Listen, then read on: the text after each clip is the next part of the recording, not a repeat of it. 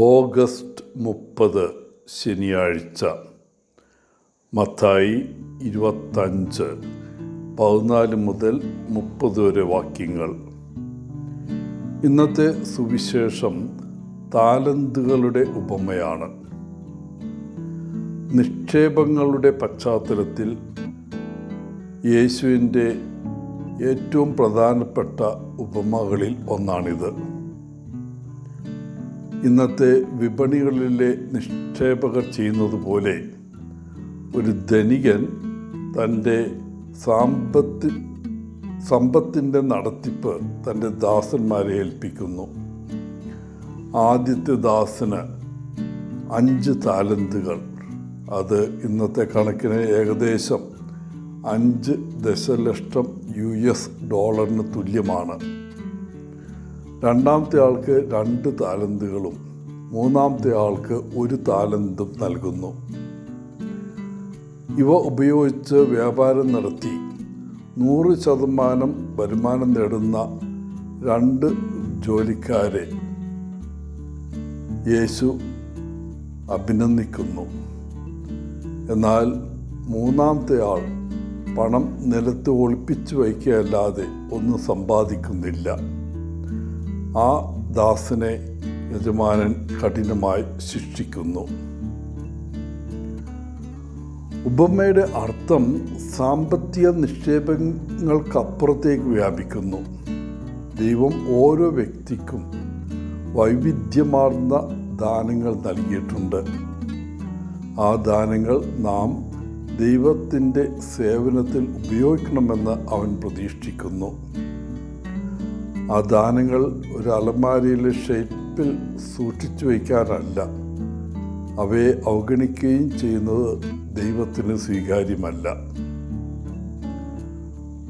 ഈ കഥയിലെ ദാസന്മാരെ പോലെ നമുക്ക് ഓരോരുത്തർക്കും ഒരേ അളവിലുള്ള ദാനങ്ങളല്ല ദൈവം നൽകിയിരിക്കുന്നത്. ദൈവം നമ്മിൽ നിന്ന് പ്രതീക്ഷിക്കുന്ന പ്രതിഫലം നമുക്ക് ലഭിച്ച ദാനത്തിന് ആനുപാതികമാണ്.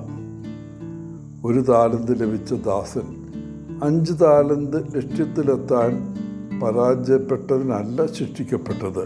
പിന്നെയോ തനിക്ക് ലഭിച്ചത് ഒന്നും ചെയ്യാതെ വെറുതെ കുഴിച്ചു വെച്ചതിനാലാണ്. ദൈവത്തിൽ നിന്ന് നമുക്ക് ലഭിക്കുന്ന ദാനങ്ങൾ, അവ നമ്മുടെ കഴിവുകളും കുടുംബ ബന്ധങ്ങളും സാമൂഹിക സ്ഥാനങ്ങളും വിദ്യാഭ്യാസവും അനുഭവങ്ങളും ഒക്കെ അതിൽ ഉൾപ്പെടുന്നു. നമുക്ക് ലഭിച്ചത് എന്തും ദൈവത്തിൻ്റെ ഉദ്ദേശ്യങ്ങൾക്കായി ഉപയോഗിക്കണം എന്നതാണ് ഉപമയുടെ ആശയം. വെറും ബിസിനസ് മിതത്വം മൂലമുണ്ടാകുന്ന എന്തിനേക്കാളും വളരെ ഉയർന്നതാണ് ഉൽപാദനക്ഷമമല്ലാത്ത ദാസൻ്റെ കഠിനമായ അനന്തരഫലങ്ങൾ. നമ്മുടെ ജീവിതം പാഴാക്കാതെ ശരിയായി വിനിയോഗിക്കണമെന്ന് ഈ ഉപമ നമ്മോട് പറയുന്നു. ലഭിക്കുന്ന ദാനങ്ങളോടുള്ള പ്രതികരണമാണ് ആ അളവിനേക്കാൾ പ്രധാനമെന്ന് ഉപമ എടുത്ത് കാണിക്കുന്നു. ദൈവം നമുക്ക് നൽകിയത് ഉപയോഗിക്കുന്നതിൽ ശ്രദ്ധ കേന്ദ്രീകരിക്കാൻ ഇത് നമ്മെ ഓർമ്മിപ്പിക്കുന്നു. അതായത് മറ്റുള്ളവരുമായി നമ്മെ തന്നെ താരതമ്യം ചെയ്യാതെ നമുക്ക് ലഭിച്ചത് ശരിയായി ഉപയോഗിക്കുക. പ്രിയപ്പെട്ടവരെ, നിഷ്ക്രിയരായ കാഴ്ചക്കാരായിട്ടല്ല, പിന്നെയോ ദൈവരാജ്യത്തിൽ സജീവ പങ്കാളികളും കാര്യസ്ഥരുമാകാൻ ഈ ഉപമ നമ്മെ ആഹ്വാനം ചെയ്യുന്നു.